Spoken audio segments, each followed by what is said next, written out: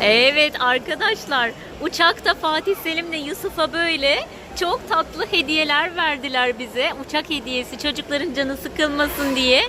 Hem Yusuf'a hem de Fatih Selim'e böyle bir tane köpekçik verdiler.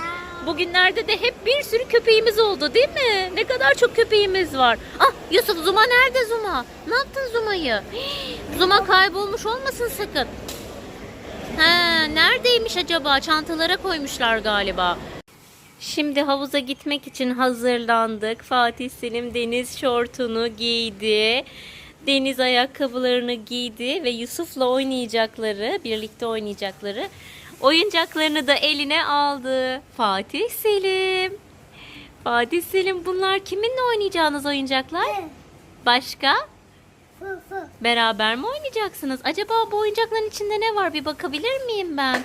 Bir gösterebilir misin bana? Bakalım, dur görelim şöyle.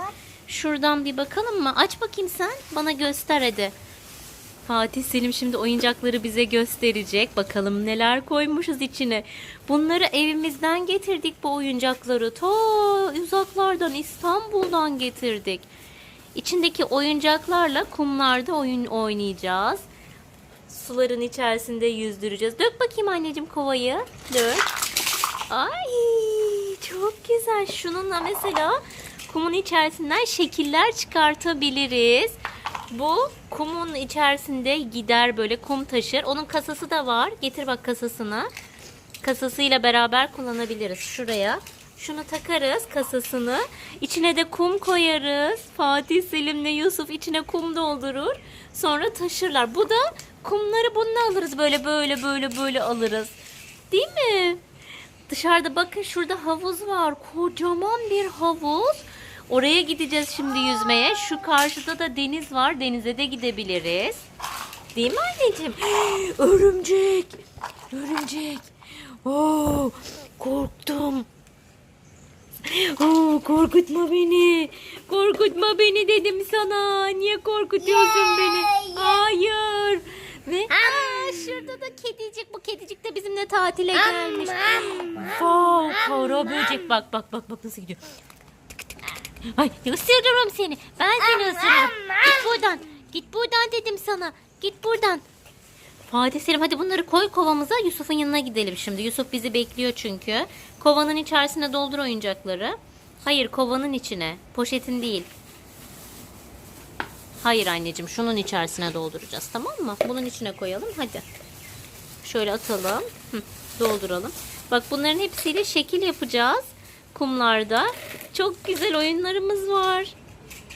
Çok heyecanlı, çok eğlenceli. Ay, ne kadar da güzel bir yere geldik biz. Hava da çok güzel. Buraya yaz geldi. Çocuklar, burası yaz mevsimi. Çok sıcak burası şu anda. Birazcık yağmur yağdığı için şu anda güneş görünmüyor. Ama az sonra güneş açacak. Sonra güneşin altında giderken güneş kremi süreceğiz Fatih Selim'e. Ya, güneş kremi aldık ona.